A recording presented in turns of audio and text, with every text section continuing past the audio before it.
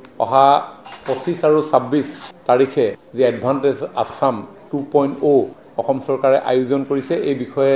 খুব সুন্দৰ ৰূপত দেশে বিদেশে প্ৰচাৰৰ কামত আপোনালোকে আগভাগ লৈছে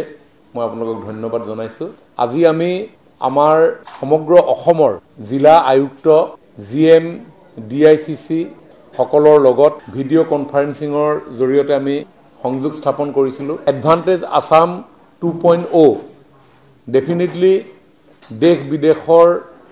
বিনিয়োগকাৰীসকলৰ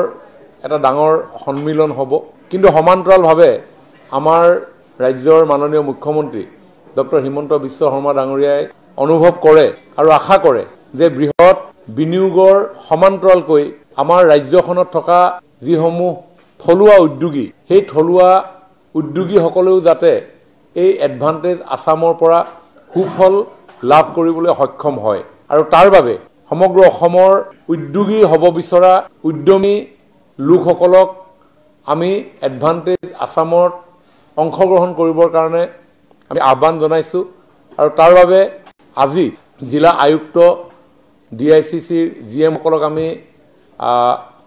আহ্বান জনাইছো যে যিসকল উদ্যোগীয়ে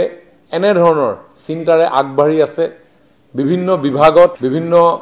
ধৰণে তেওঁলোকে